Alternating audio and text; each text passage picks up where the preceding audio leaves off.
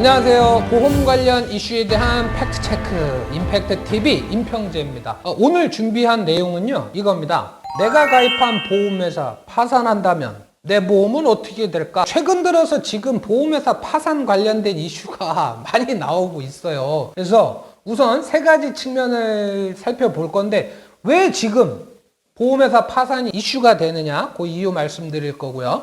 일본의 보험회사가 망했거든요.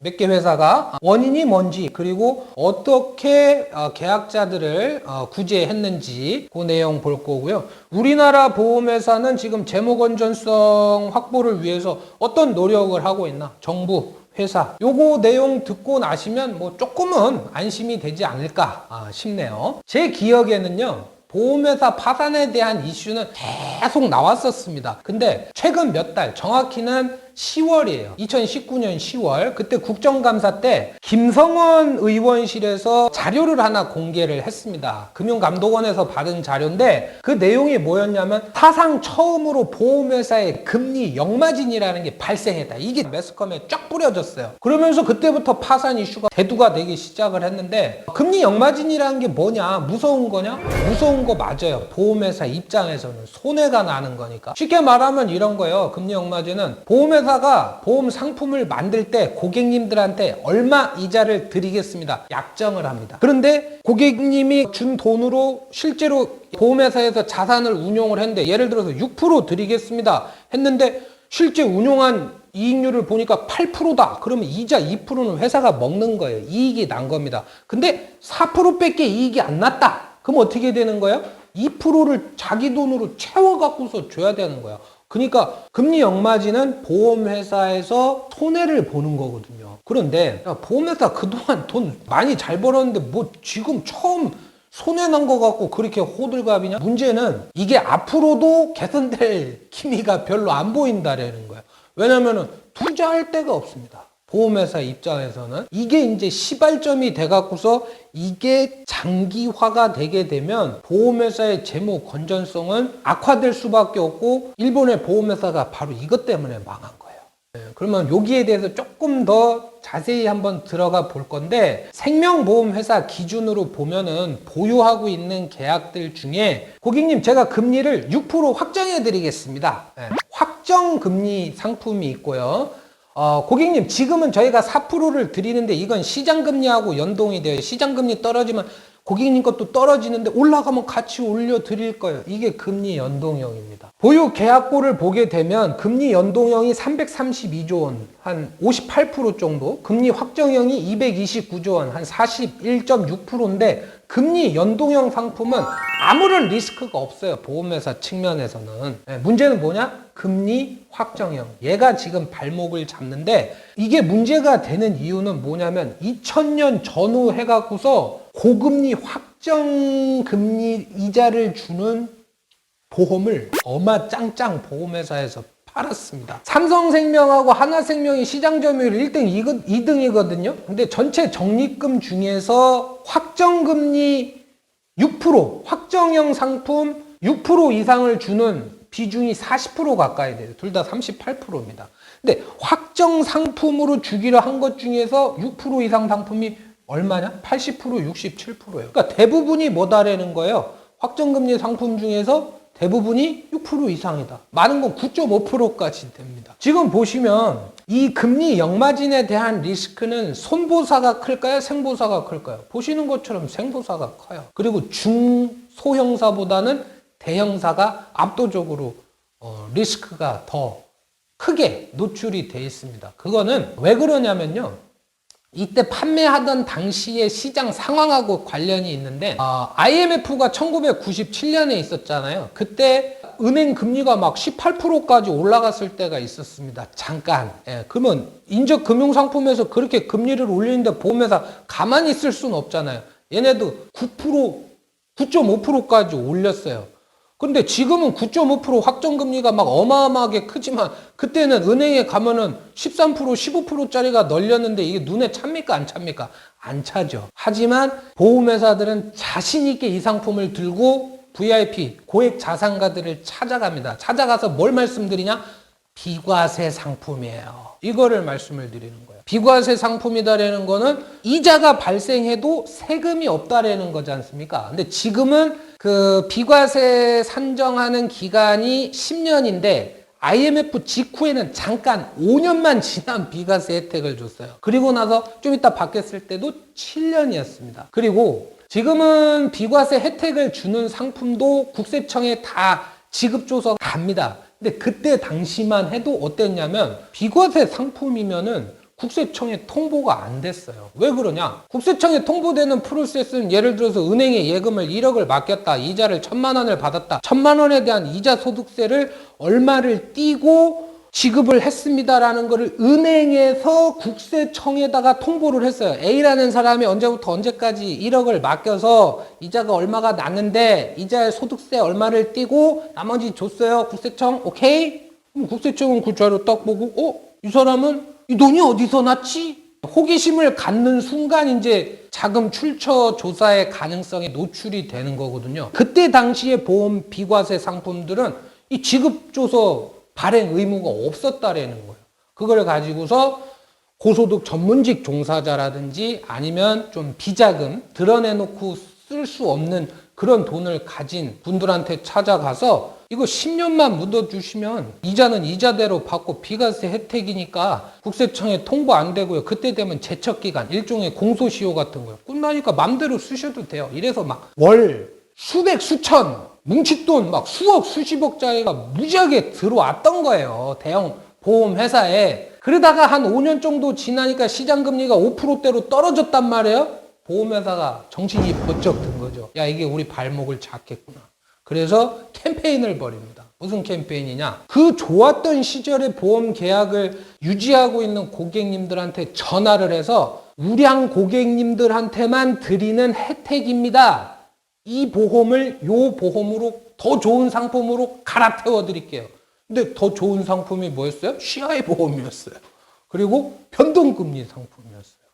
눈탱이를 맞은 거예요. 보험회사에. 근데 정말 부자들은 갈아탔을까요? 안 갈아탔을까요? 안 갈아탔습니다. 왜냐하면 보험회사가 따로 관리를 해요. 그런 분들은. 그래서 그런 분들한테는 그런 정보를 드리지 않습니다. 서민들만 피해를 봤어요. 슬픈 얘기지만.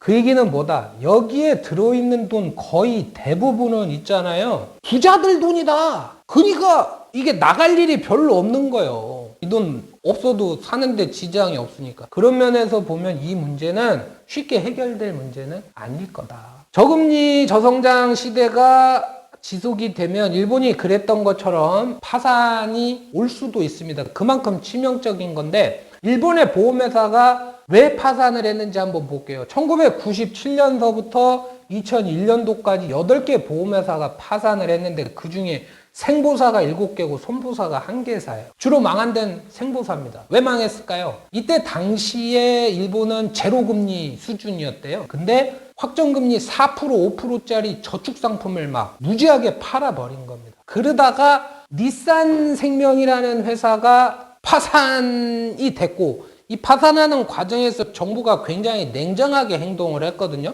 그러다 보니까 불안감을 느낀 중소형 생명보험사 고객들이 무더기로 해약을 합니다. 그러다 보니까는 줄줄이 이제 파산을 하게 됐는데 그러면 여기에 가입하고 있었던 고객님들은 어떻게 됐을까요? 지금 보험이 하나도 없을까요? 그렇지 않아요. 대부분의 회사들은 매각이 됐고요. 그리고 하나 청산한 회사가 있는데 그 회사도 다른 회사로 다 계약이 이전이 다 됐습니다.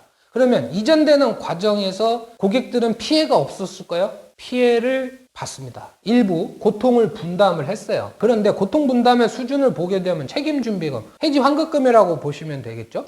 그리고 책임준비금을 10% 정도 삭감을 했다. 책임준비금을 10% 정도 삭감을 하게 됐다라는 얘기는 보험금도 그 정도 수준으로 삭감이 됐다라는 얘기입니다. 그 다음에 예정이율을 4.4% 중후반에서 1%대로 낮췄어요.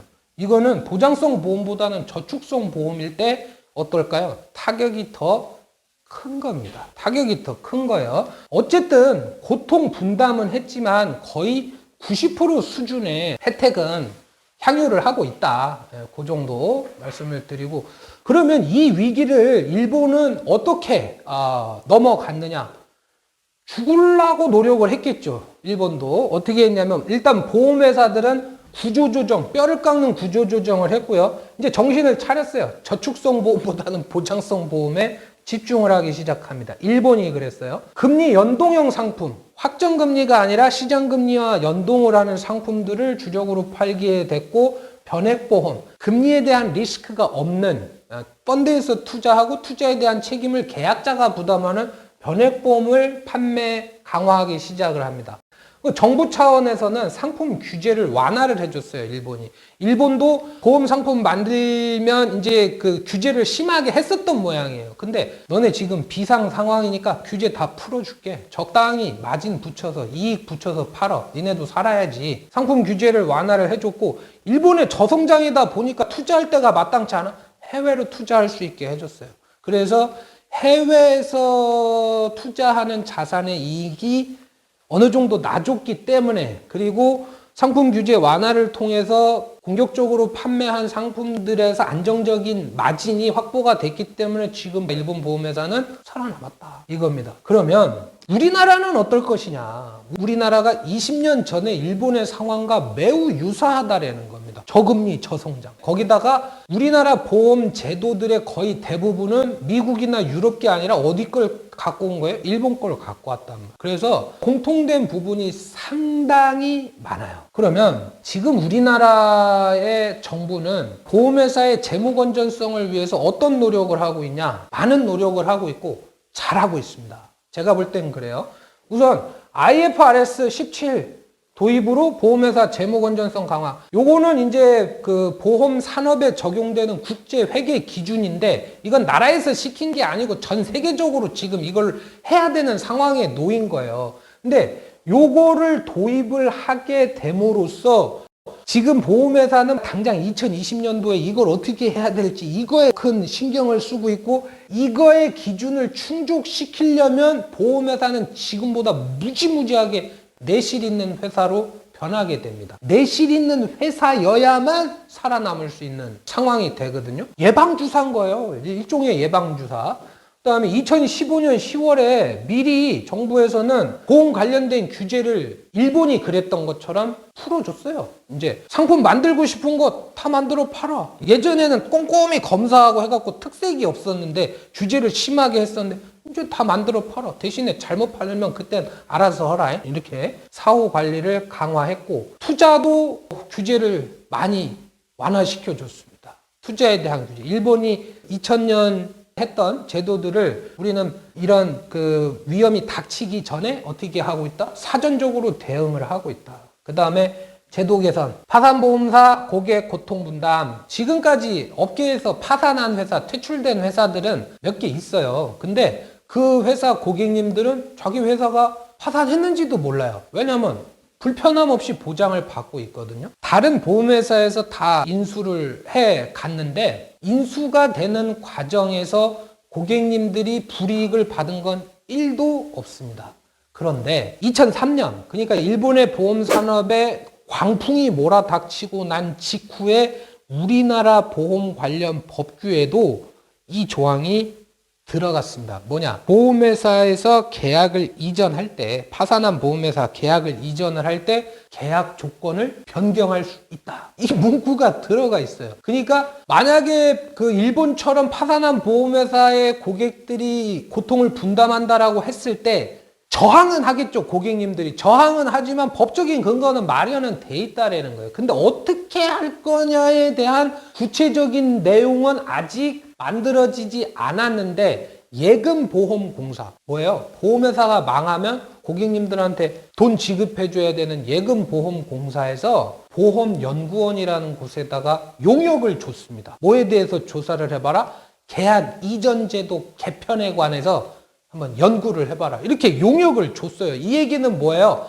살살 지금 구체화할 수 있는, 법을 좀 더 구체화하고 개정할 수 있는 사전 작업에 돌입이 된 거다라는 거예요. 근데 저도 그 용역 그 내용을 좀 매스컴을 통해서만 일부 들었는데, 일본에서 했던 것보다 조금 더 고객님들한테 유리한 수준으로 이야기가 되고 있는 것 같아요. 근데 어떻게 확정이 될지는 아직 결정이 안 났기 때문에 자신 있게 말씀은 못 드려요. 어쨌든 제도 개선도 하고 있고 우리나라 잘하고 있어요, 지금. 그다음에 보험회사는 얘네는 지금 죽으려고 열심히 하지 않으면 진짜 힘든 적이에요. 예? 그래서 저축성 보험 같은 경우에는 지금 거의 대부분이 금리 연동형입니다. 이게 2000년 중반서부터 이런 상품, 그러니까 금리 확정형 저축보험은 지금 안 팔고 있고요. 그리고 저축성 보험에서 보장성 보험으로 이미 10년 전서부터 보험회사는 판매 역량, 이거 판매하는 쪽으로 모든 교육 역량을 다 쏟아붓고 있고요.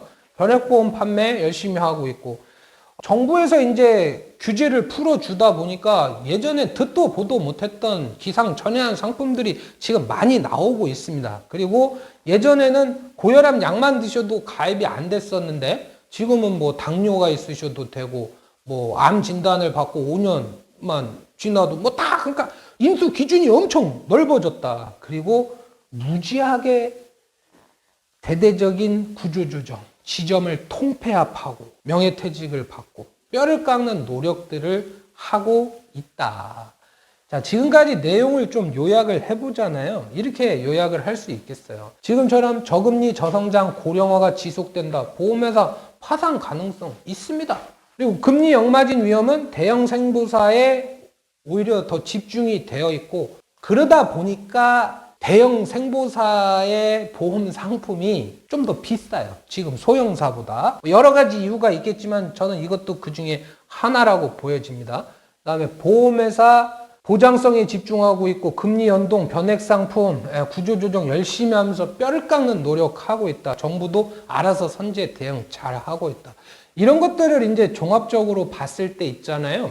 위기는 올 수 있지만 극복 가능한 위기일 것이다. 이렇게 저는 생각을 해요. 왜냐하면 제가 보험회사에 근무를 하고 있기 때문이라서가 아니라 그렇잖아요. 준비가 없을 때, 느닷없이 왔을 때 그게 재앙이 되는 거지. 올 것이다 준비하고 있으면 충분히 극복 가능하지 않습니까? 저는 일본은 다르다. 일본은 크게 당했지만 우리는 대한민국 아닙니까? 그죠? 우리 다 준비하고 있으면 슬기롭게 헤쳐나갈 수 있을 것이고, 그럼에도 불구하고 고객님들 입장에서 나 이거 작은 회사에 이거 큰 돈 들어가 있는데 나 이거 어떡하지 뺄까?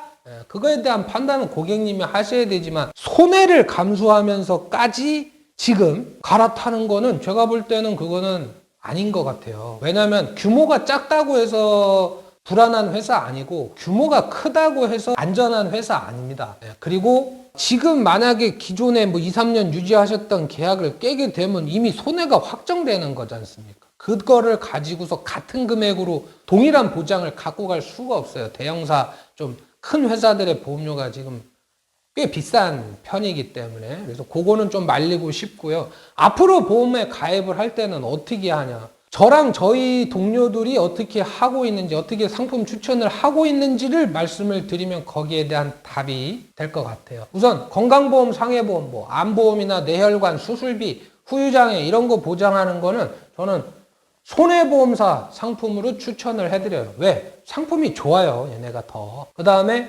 대형보험사보다는 소형보험사 상품으로 추천을 해드립니다. 왜? 보험료가 싸요. 15에서 20% 정도. 환급률은 보험료 싼데 환급금 훨씬 많아요. 이걸로 추천을 하고, 종신보험 같은 경우에는 이제 찾아보게 되면 금리 역마진에 대한 리스크가 상대적으로 적으면서 비교적 안전한 회사들이 있습니다. 대표적인 데가 신한생명입니다. 그 회사 같은 경우에는 일단은 그 2000년 초중반에 시장 점유율이 굉장히 미미했기 때문에 고금리 확정형 상품을 팔 수가 없었어요. 반면에 탄탄한 어떤 그 재무 건전성을 가지고 있기 때문에 합리적입니다, 보험료가. 그러면서 재무적으로도 안전하니까. 근데 나는 투자에 대한 리스크도 어느 정도 감수할 수 있어. 그러면 변액종신, 변액연금. 요거는 보험회사의 어떤 리스크하고는 무관합니다. 변액보험은 고객님의 돈을 펀드에서 운용을 하는 것이고, 그 펀드에서 운영하는 그거를 별도로 만들어 놨어요. 그래서 특별 계정이라고 하는데, 특별 계정은 스페셜이 아니고 세퍼레이티드예요. 분리가 됐다라는 겁니다. 뭐랑? 보험회사랑 분리가 됐기 때문에 보험회사가 망하면 이거 보관하고 있는 회사가 있어요. 수탁회사라고. 그 회사 가서 하면 돼요. 수탁회사도 이 돈 못 건드립니다. 법으로 그렇게 돼 있어요. 예금자보호법 적용은 안 되지만 금액에 관계없이 보호가 된다라는 측면에서는 변액연금, 변액보험 안전하다. 이 정도 말씀을 드리겠습니다. 파산했을 때 어떻게 될 거냐? 결론 안심해라. 그리고 파산한다고 해도 어느 정도 다 보호받을 수 있을 것이다. 예금보험공사에서 해지 환급금을 지급하는 일은 없을 것이다. 이렇게 정리를 하겠습니다. 임팩트 TV 임평재였습니다. 좋아요, 구독 부탁드리겠습니다.